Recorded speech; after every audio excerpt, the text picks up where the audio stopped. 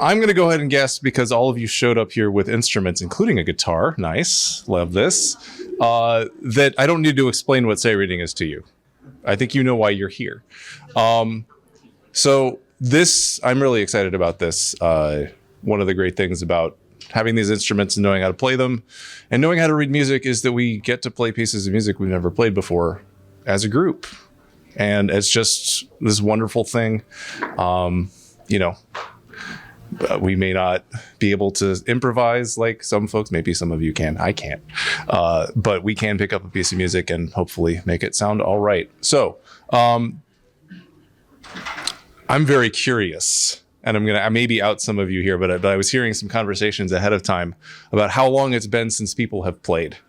And I'm very curious, who has not played their instrument in a year? This weekend not included.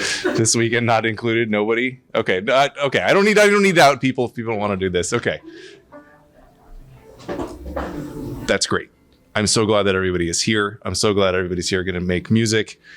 The point of sight reading is not to sound perfect, as we all know. The point of sight reading is to keep going, to keep counting, and to just make some music together. So I'm really excited to get the chance to do this with you all. And I guess let's get started with Skies of Arcadia.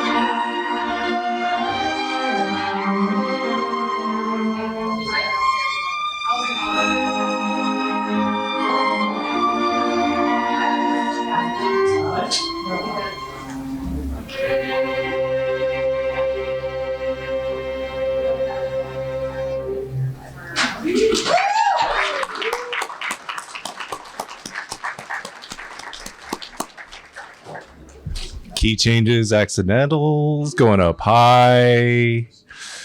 Weird slowdowns from your very competent conductor. You guys are great. You guys are great. You guys are wonderful. So we were thinking we would work just a little bit. This is a sight reading session. We don't want to spend too much time working on stuff. We were thinking to hit maybe just a couple spots and then maybe get the chance to run it again. Does that sound okay to people? Get another shot at it. Yes. Before you sight read something? Yes. Absolutely. This sounds like somebody volunteering to give some tips on what to do before sight reading. How about I do this? Let's do this in a question and answer format. Does anybody have any things that they know that you need to look out for when you're reading a new piece of music? I see a hand over here.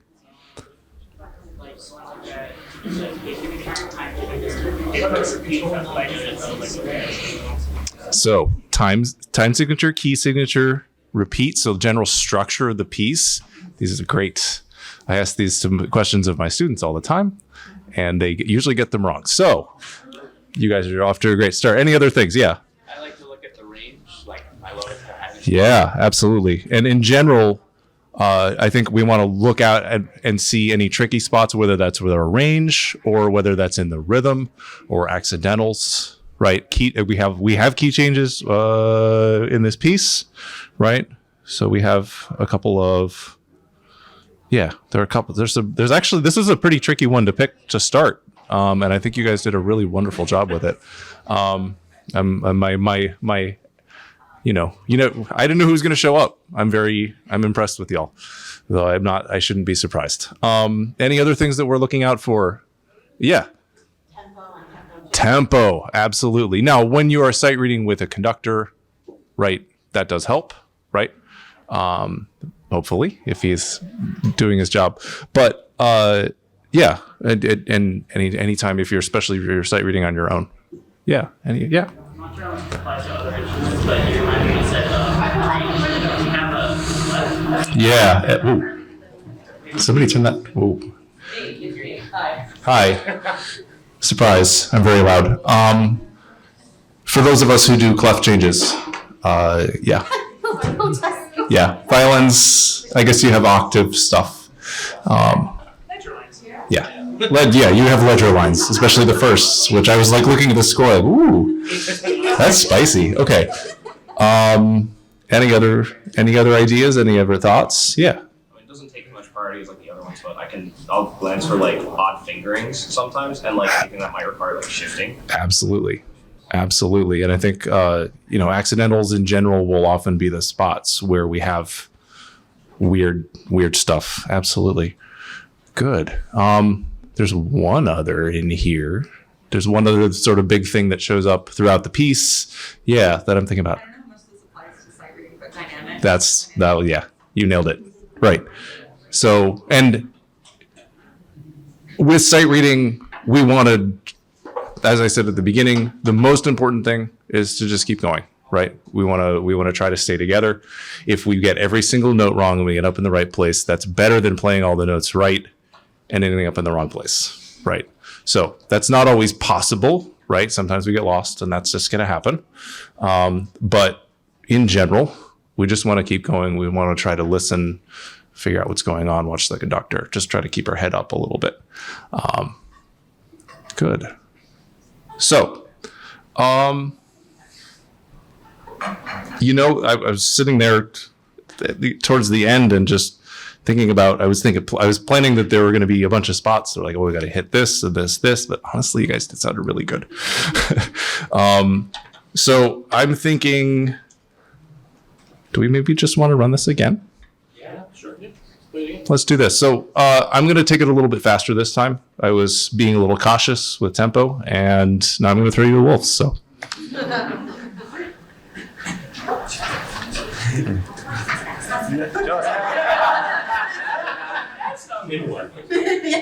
Yeah, it's in one.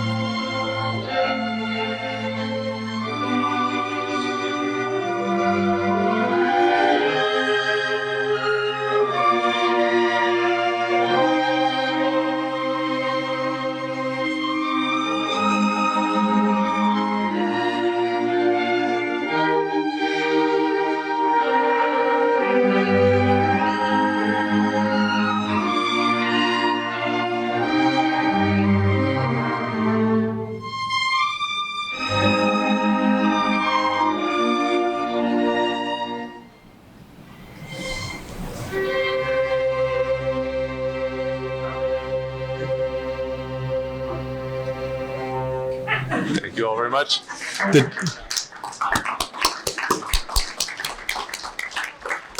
The dirty look I gave there at the end is because the score is actually wrong.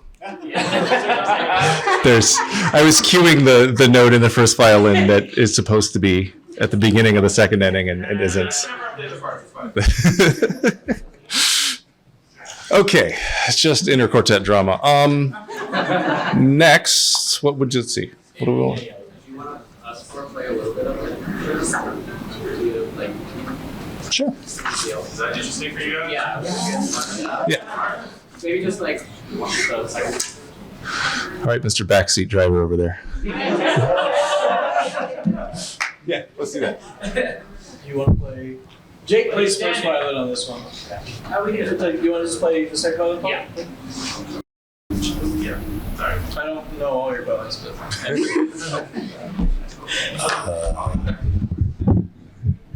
So, like one of the things even broader sense than like looking at, we talked about what to look at beginning, like first thing, key signature, time signature, tempo.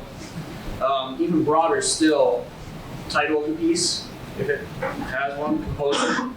So if I see Haydn, Mozart, I know a style that it's looking for. So that helps with articulation and bow choices for string players. Just another thing to think about. I see Skies of Arcadia. I see the composer. Okay, it gives me kind of an idea because I'm familiar with the game. JRPG might be a good guess, and I think most of us are familiar with that style. This group probably have a good idea of what that kind of music is. But yeah. Yeah.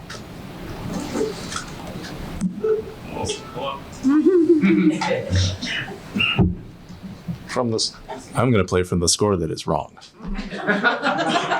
Or just do it one time or second time or what? Yeah, Second time? Second time. Okay. I'll be as janky as possible.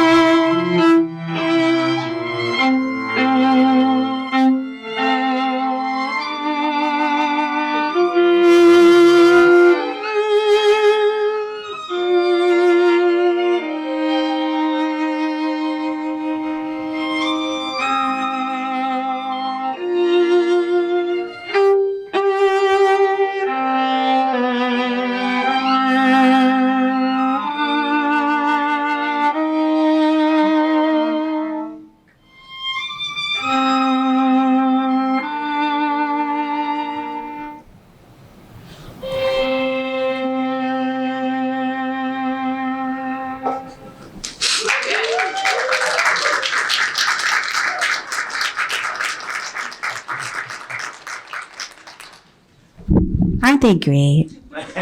Strings, quick question. There's no easier to ask that question.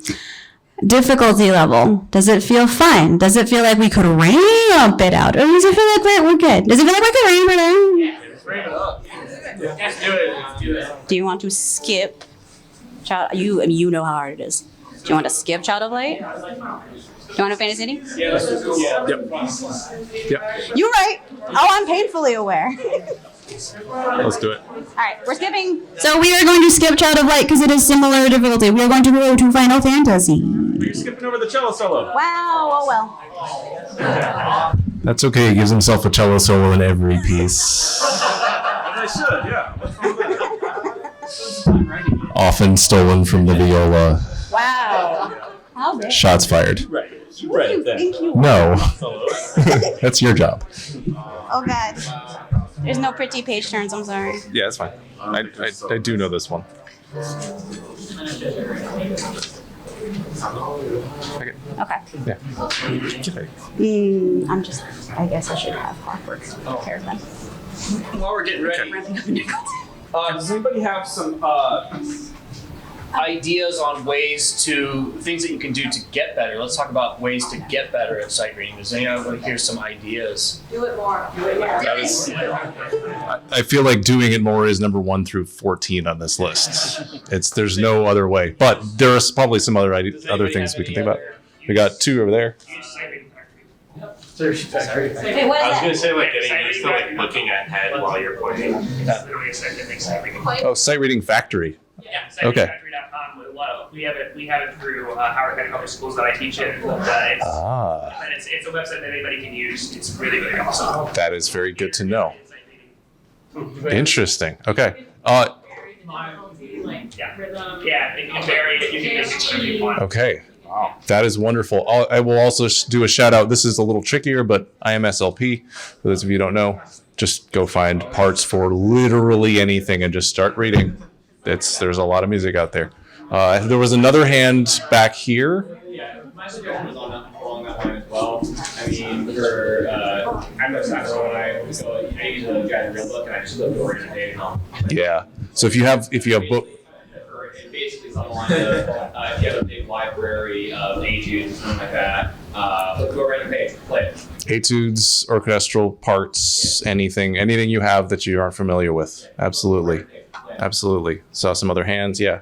Well, I'm primarily a woodwind player, but when it comes to sight reading, I find that I like to scratch the ideas of genres or like labels to music or like parts of instruments and just sight read virtually anything. You know, I'll read through like, you know, if I'm up to like a Schoenberg piano piece or something, really, really daring that day. Or, you know, read like some string music or brass music. Generally speaking, as classical and I mean jazz too, but as musicians who learn to play other people's music, being familiar with other styles is a great idea, and especially as we get into video game music, because the number of genres, you can't count the number of genres that are used through whole soundtracks, used for individual tracks, used in little snippets here and there, different songs. It's like, I feel like it's very similar to being fluent in different languages. And so as musicians, yeah, if you understand the language you're speaking, it's going to be a lot easier. So familiarity really helps. Yeah. Not that like people that are better than you at your instruments, then you can like also hear what they're doing. You can learn how to like hear what you're doing. Absolutely. Playing with people who know what they're doing. And I think that cuts outside of music. Finding people, if you like something, if you're interested in getting better at something, finding people who know what they're doing and are better than you are at the moment will really help you step up. Absolutely. Another resource, if you don't know, the one we use in jam today is VGLS, VG Lead Sheets. This is a shuffle button. If you want to play video game music, like that, shuffle button, video game music. I hope everybody heard that as video game lead sheets. It is exactly the sort of sight reading resource that was referred to a second ago, but for video game music. And that sounds pretty great. Yeah. Watch other people, like just go on YouTube and watch a professional play that piece and see how their hand moves and try to imitate that, or you can play along with them while you're listening to the music and playing with them. So some of us are old enough that we had to grow up and go see live concerts to see people play well. But these days, you can go on within 5 seconds, you can find somebody playing any piece probably pretty well. Yeah, great. Yeah, one more over here. Yeah. Practicing scales. Practicing scales. Oh, you made all the teachers happy. So one of the Practicing scales. we have some wind players in here. How do sax players get, like, how do some of those jazz cats get so good at improvising? Scales. What do you hear them do all the time? Scales exercise. Scales. More scales. Different Got scales. there. Scales again. Scale. Ooh, arpeggios, which are just like scales, but So, and then wider. not only that, the part of the doing it in an exercise format is you start to get, you can do scales and different rhythms, different patterns, right? If anybody ever had the Flesh books, You get a new piece of music in front of you, and I guarantee you'll have those patterns in front of you. And you do those more and more and more, and they start to get natural, just fall into your fingers. On top of that, not only in tandem with doing the scales exercises, half the battle is also listening, because as you listen to various artists and their recordings, you start to hear all of what you're practicing and what they're playing, and start to recognize what they're playing, and start to figure out what you like the best and what you want to incorporate into your own vocabulary. absolutely, yeah. Subdivide. Yeah. So along with scales, right? Basic understanding of rhythm, basic understanding of key signatures, just the fundamental, the rudiments of music, all the stuff that we all learned growing up. They help, right? Rhythm exercises. I still probably, if I picked up my rhythm book that I had to do in college, I could remember all. I could just probably rattle those off because I had to work so hard at them.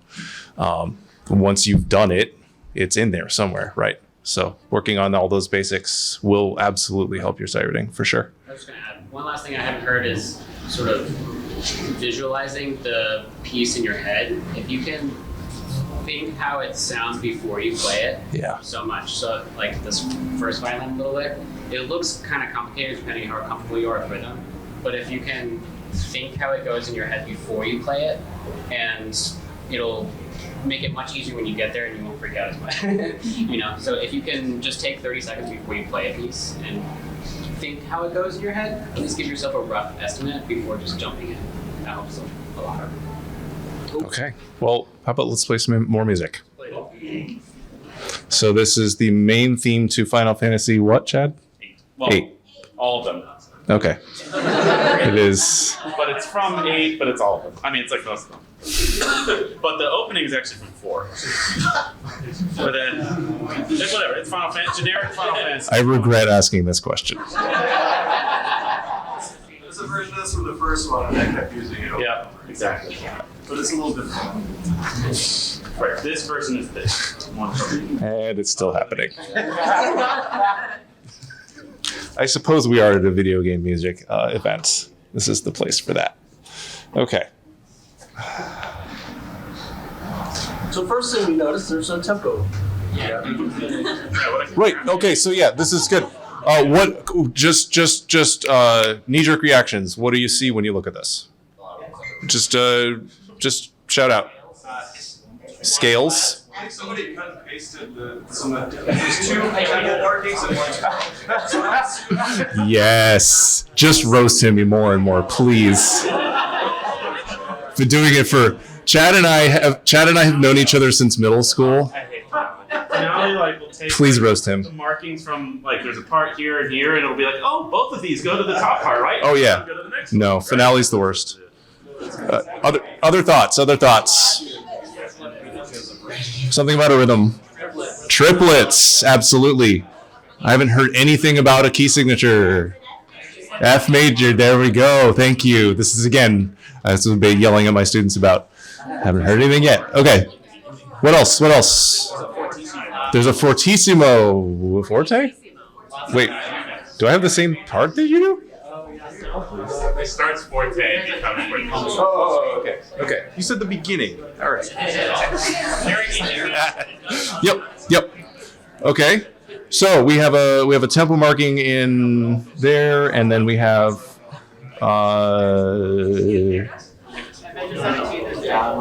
right. I think that tempo is just the beginning. It's just in the wrong place. Other thoughts? Anything? accents, accidentals, right? Crescendos, absolutely. Everybody, it looks like everybody's got little bits of tricky rhythms in here. So as we read through this, if you mess up that rhythm, you're out. Sorry. Or just count, watch the baton, and make sure you know the next bar. Right? Try your best, but don't get lost. If you do, it's okay. But do your best. Okay. Matt would like to play. Making Matt get impatient over here. Okay. Yes, sir. One more quick thing. Sorry, Matt. I got married last year. Technically year before last, and this is what I walked down to the aisle to. So. He also is. I like this today, one. by the way. Oh God. Birthday.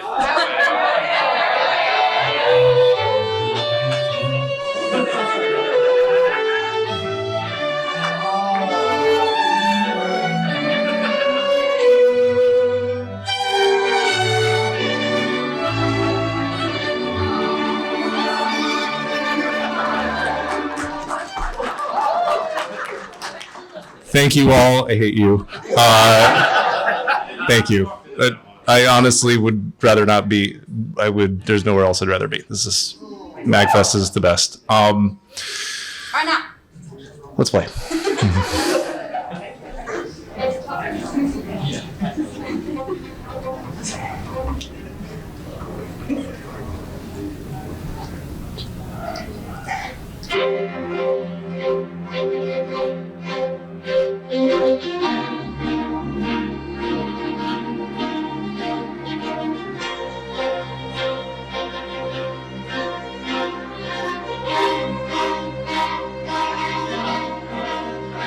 E natural.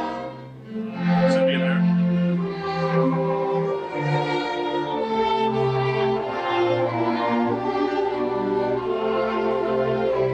Yeah, it's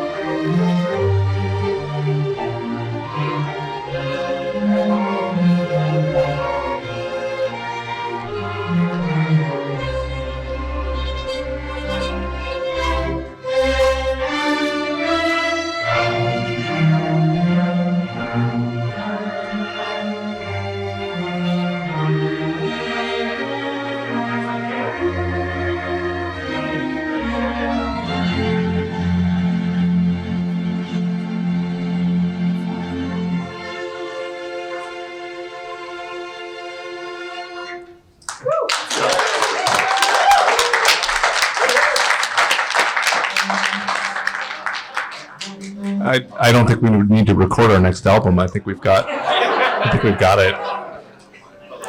You guys sound. Did I not get to that? Precious bits.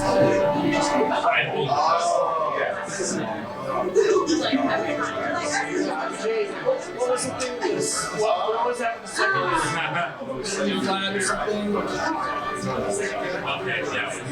When you were sitting weird for this, I really trying. 7? That's what you get for using my iPad.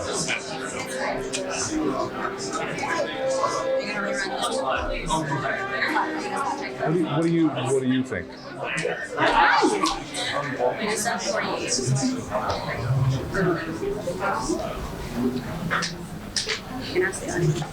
I want to ask you a couple questions first, I think. Yeah. Okay, so this one's definitely a little trickier than the last one, right? A lot more stuff. I mean, there were moving parts everywhere in Skies of Arcadia, but I feel like this one is everybody's kind of got something going on all the time. And the great thing is sometimes you're together, sometimes you're together, you, sometimes it's just you, sometimes it's yeah, right. We all have different little moving parts in there. Again, like all the stuff I had prepared to talk about here, you guys are already really good at.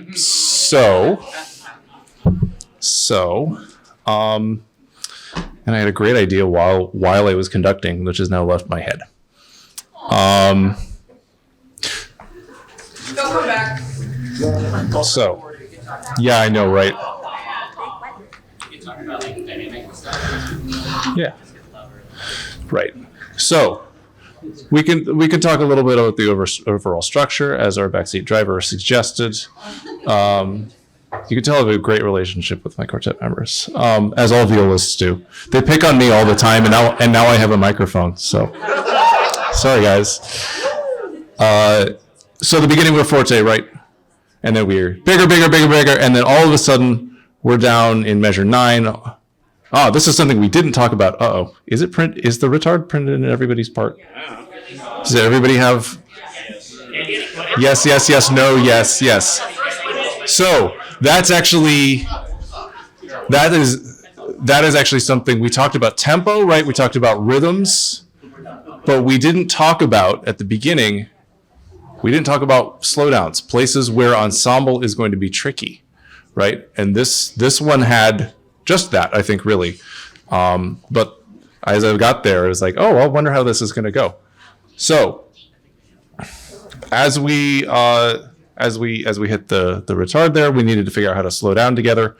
And as we hit the a tempo at measure 9, what dynamic are we? Mezzo piano. And then, as many of you noticed, we sort of build over the course of the piece. So what are the consequences of not getting to mezzo piano at the beginning here? We have nowhere to go. Right? So as we get past the nuts and bolts of technical sight reading, we start to get into the musical aspects. If we're good enough to play the notes and understand the notes, then we want to start to think about the music and how the music is put together. There was some of this going on as well, but I think, as a violist, this is something I'm very aware of. What is the general rule for when to bring your part out and when to sit back and let others come through? Movement and melody. Movement and melody, right? So if you have a melodic line, you want to bring that out. If you have parts that move, ring out. And one of the things that I love about this piece is it is cascading through each part, right? We all have parts where we're accompanying. We all have parts where we are, where we have things that need to be heard. Yeah. So kind of like exactly what you're saying, the viola part does this a lot, where you have those notes in the harmony where you should lean and then right. fade at the end. Right, and that's even more than just rhythm, right? It's the harmony, and we just understand how we fit in the chords, and fun stuff. Violas have it at 21, at sorry, not 21. 22, 4. 24, yeah. But yeah, like the ends of those phrases where you can hear that like lean into the harmony and then soft on the last Right. note and phrase. And so in general, which section are we going to want to hear the most of the time? Right, go ahead and raise your hands. Come on. Just raise your hand. Get your hands in the air, right? Most of the time they're going to have the melody, right? And there's some pieces where that's more the case. There are some pieces that that's less the case. But generally speaking, right, you guys can probably lean in most of the time. But that doesn't mean that you can't listen, right? That doesn't mean that you, yeah, what? Yeah, okay. That's what I would have said, yeah. Yeah. Yeah, I was gonna say, I know it's easy from my perspective, I don't have an instrument in hand, but I'm a percussionist and I'm constantly getting lost and feeling that's a trope. But for me, I didn't really Excuse me, you guys never have any notes. You have 864 bars to rest to count. It's kind of like you need ADHD to be a percussionist. But so, something that always kind of gets me to know what's going on is looking up, and I literally didn't see anybody looking up. It is hard when you're sight reading, right? To the dynamics, to the tempo, to everything. Absolutely. I will say, I think you guys are actually doing an especially good job of following. There are little spots here and there where it's obviously, oh God, everything's hard for a second, but we catch each other afterwards. And that's, I'm really like, I'm very happy as a conductor up here with how you guys are doing with that. So absolutely looking up. It's kind of having two like split brain, right? Seeing, listening, reading. Yeah. Is there an end to the repeat, or is that just a second annotation of the... Chad, I don't know. What is there a repeat in this? There shouldn't be a repeat in Final Fantasy that I'm aware of. Castlevania there is. We're on Final Fantasy. That probably would have been a bad time.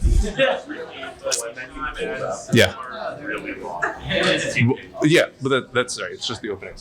Hey, real quick, first, something like we were talking about, somebody brought up, I can't remember, somebody brought up looking ahead, right? If you're able to like be in the measure that you're at, but your eyes are already scanning forward. Yeah.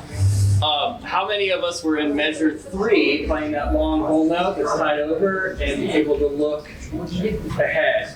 Like those are those type of places that's easy. It's a great starting point. Practicing things slow too, to give your time. But practicing actually looking ahead while you're playing a note is it's a skill, and it takes a lot of practice. But like those are those great moments when you're holding a note and you're like, I could just be sitting here looking at that measure and playing this note, or I could already be scanning ahead a couple bars. I always feel like in school that always when they're starting to always be 1 or 2 minutes ahead of where they are as players. Yeah. You certainly want to have that awareness for sure. That's a great moment where you can be like, that was a good example of that. Okay. Does anybody else have any other thoughts before we? Yep, right here. Talk about dynamics, and I don't know what kind of setting people are used to, whether it's workshop or chat or solo, but the difference between dynamics and orchestral dynamics. Absolutely. Because there is like dynamics where it's the general, this right. section needs to be louder and this section has to be quieter, but there's also like the group dynamic, not just right. each person's in general in orchestra, shh, right? Unless it says fortissimo, shh. Yeah. Even if you have a snare drum.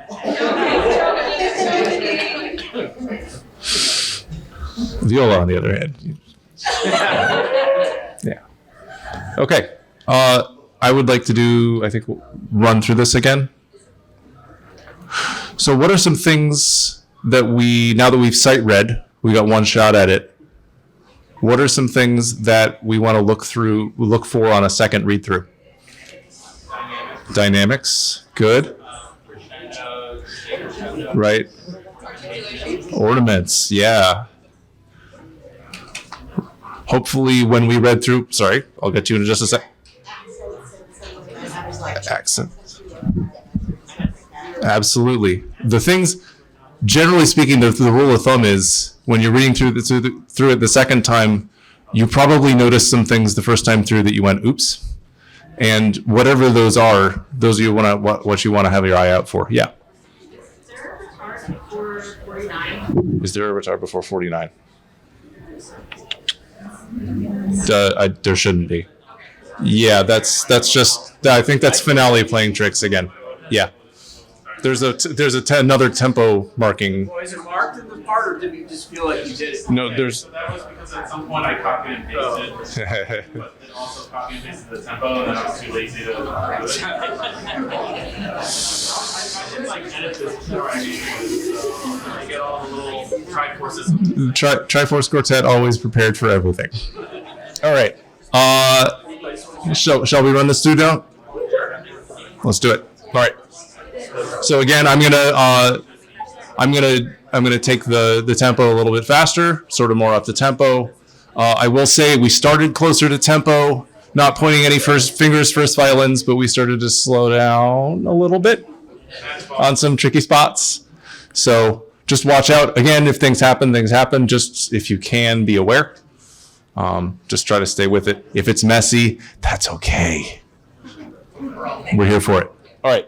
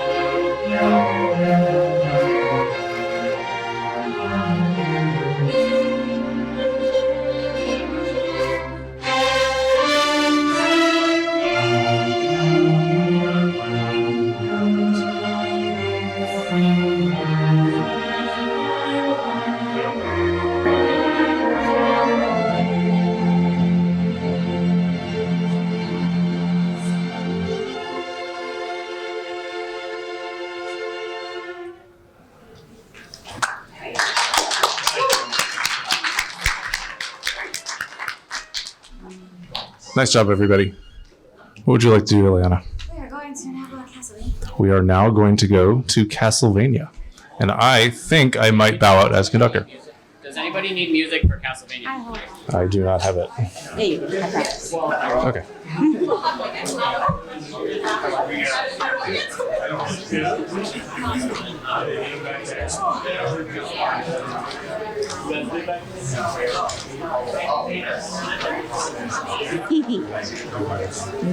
No, I don't. It's gonna be you, remember? It's gonna be you, remember?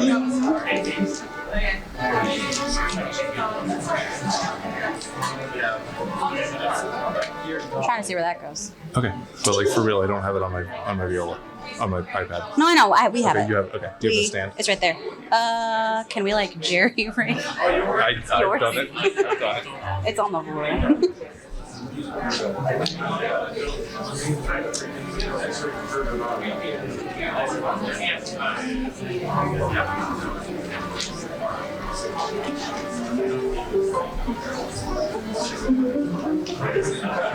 On the floor?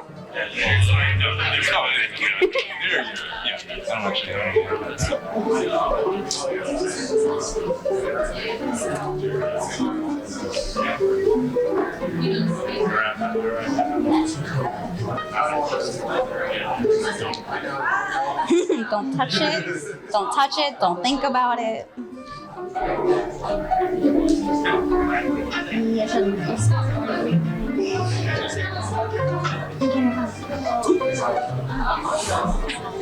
All right. So speaking of sight reading, I've never seen this before.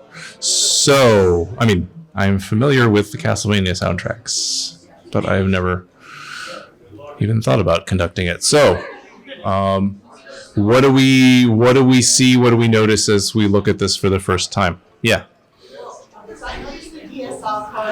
Okay. I guess somebody at the violence asked the question. We have like a beginning repeat sign at measure 6, but then we don't see an ending repeat sign. Yes. Yeah, Is that the DS? That's where the DS is. All right, we have the arranger who can help explain. Hold please. All right. We have the arranger. No mistakes in the parts whatsoever. However, yeah. Would you like to? A combination of two Castlevania 3 songs. Okay. So the first part of it is Evergreen, which comes at the very end. But the beginning, the violins have a solo. So violin 1 and 2 are going to be playing together at some points. But that's from another song called Clockwork. And the middle section of this is, well, like the second half of it is going to be Clockwork, and then it moves back to Evergreen and Evergreen. So it's sort of a binary form. But that's why it's. Okay. Good luck, everybody. I have no idea if it's going to be good. It looks like fun. It looks like fun. So, the answer to the question is the reverse repeat sign at the beginning of measures. Yes. Oh, I need those. Can I don't know. I'm gonna lose track of what they are. Thank you.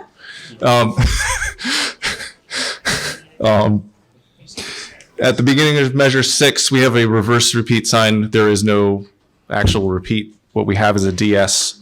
At the end of measure, is it 21? Yeah, I was going to say it's at the end of measure. It looks like the end of measure 53.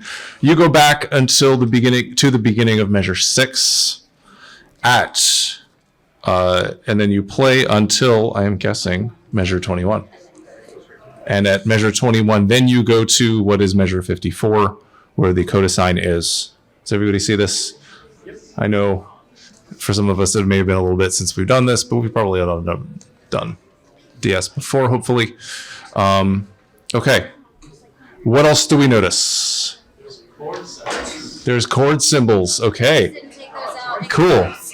If you're feeling super ambitious, you can probably do some improvising in this. Great. Any This originally was for piano and a cello. Okay, this is originally. Yeah, so it was originally just a beat sheet that was written. Okay. Somebody was like asking for those to be for quartet, so. Okay. Other observations? Yeah. Super long words section. Okay. I can explain that one too. I think that one might be fairly self-evident. I think it is.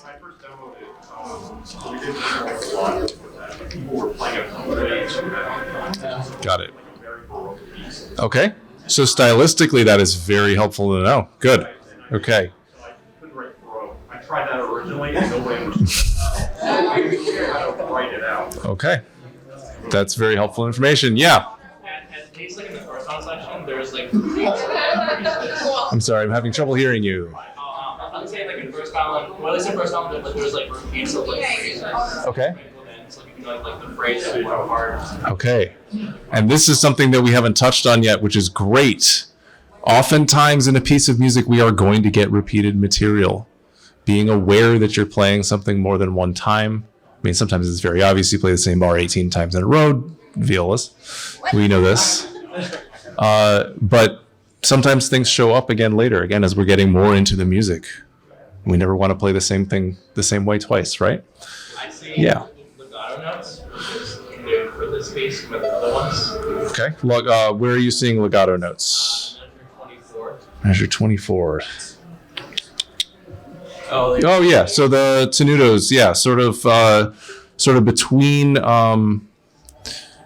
between a staccato and legato. I think would usually be. I think it's weird because I think for beginners they use it as a legato sign, but as we get into more, I hate seeing real music, but yeah. Right. It is one of the most ambiguous markings I think that we have in music. Yeah. Right. But generally that's going to mean somewhere in between super smooth and super short. Right. Well,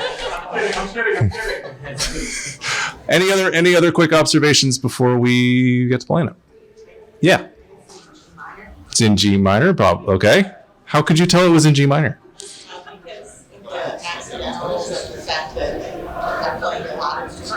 Yeah, okay.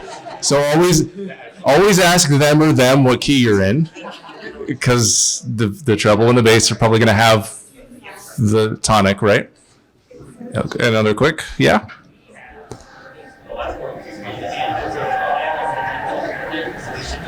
Oh, so the violin cadenza at the beginning, is that what we're looking at? Starts at 52. Woo. Yeah, Cellos, if you play that cadenza, it'll be adventure. 52. Oh, yeah. Violins have fun. Matt, you gonna stand up for that? No. Okay. Shall we? Yeah. Any other questions on this before we start? Okay. So again, the first read through, we're gonna take a little under.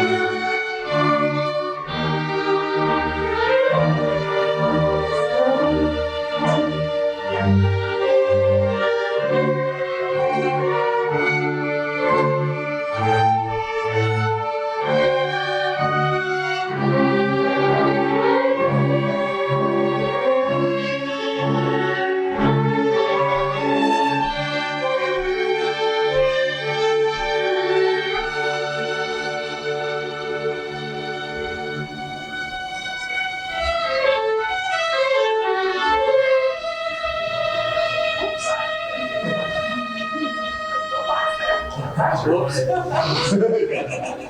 Back to 6.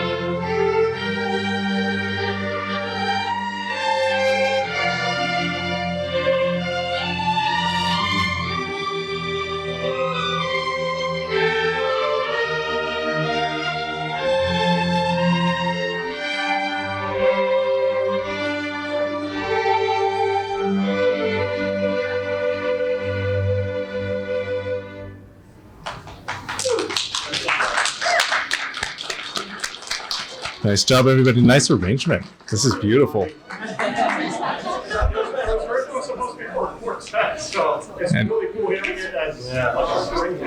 And thank you all for those of you who did not follow when I said to go to the coda. I've like got pages coming out of my pockets and everything here. Yeah. Okay. So a couple of things that I noticed, didn't say anything about before. We have there was some mention of accidentals, but there are a lot of accidentals in this piece, especially in the inner lines. What does that tell you when you see that there are a lot of accidentals like that? Probably in a minor key, not necessarily, but probably. What else? Yeah. What was that word I just over here? Modulations. Yeah. So we might be in one key signature, but we might not live in that key signature. Yeah.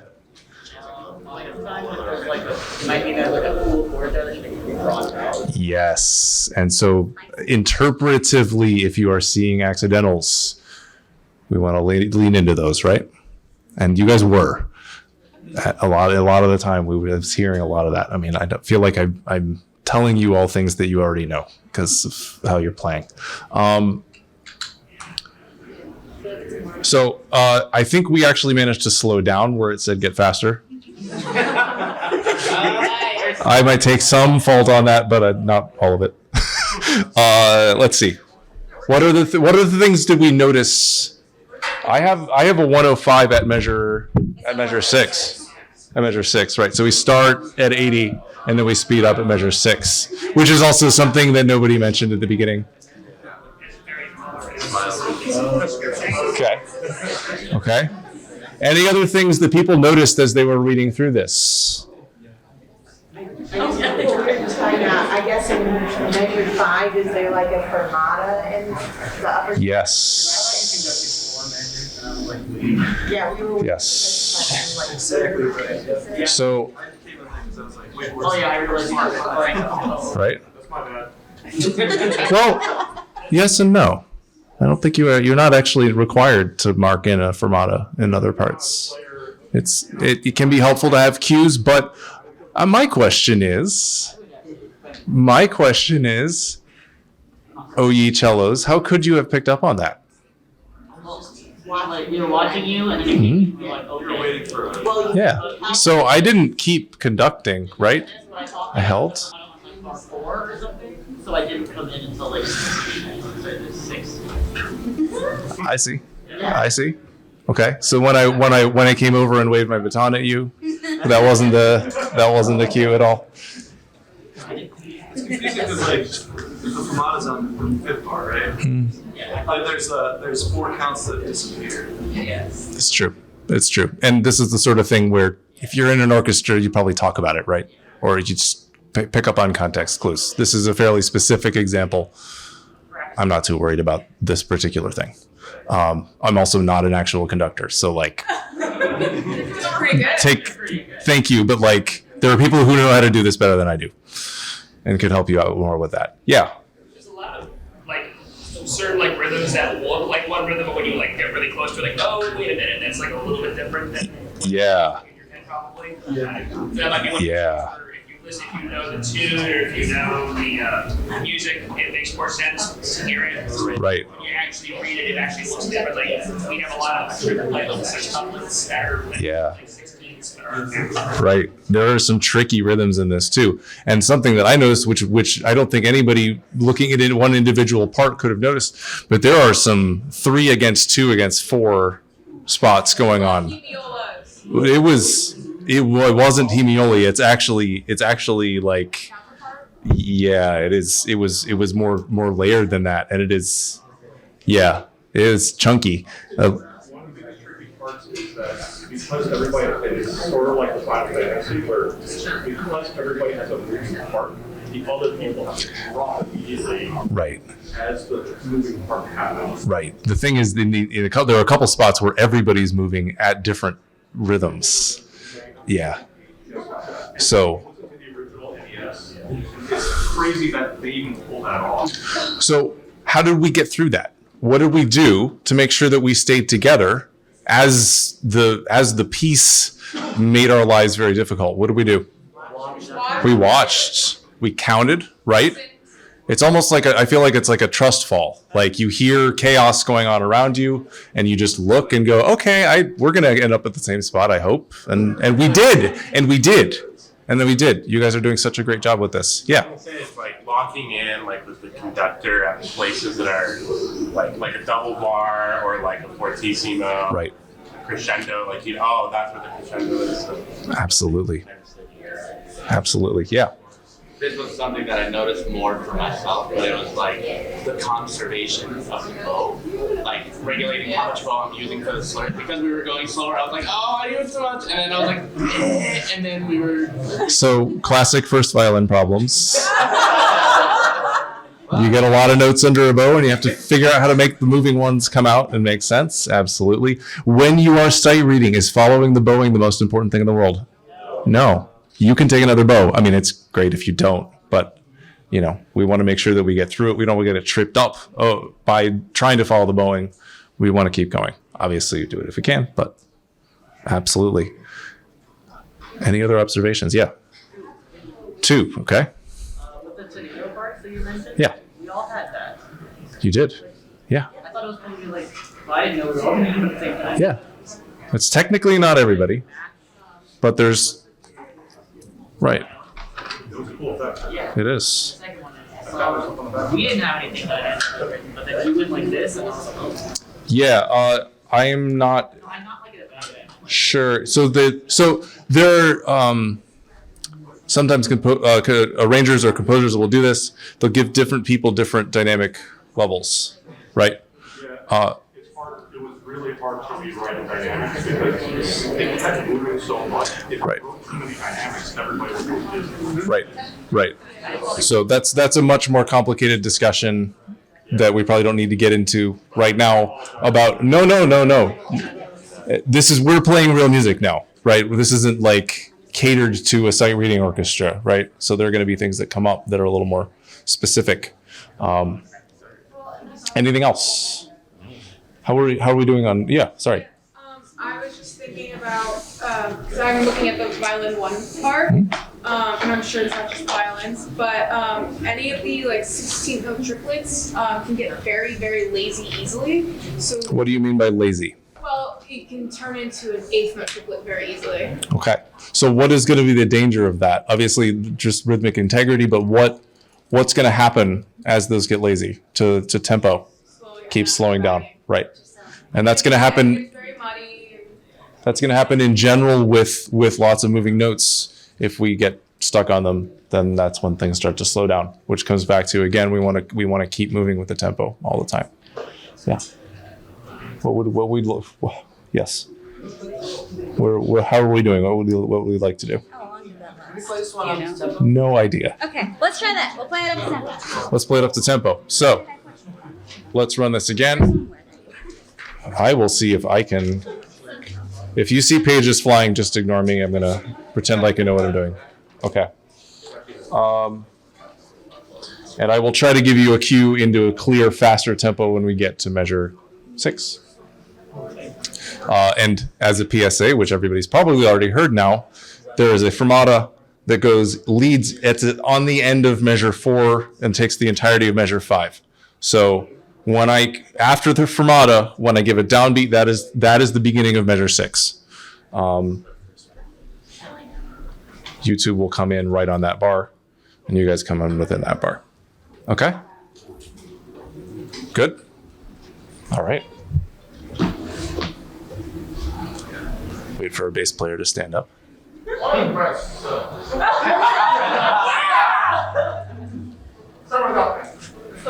Yeah, I guess I deserve that. All right.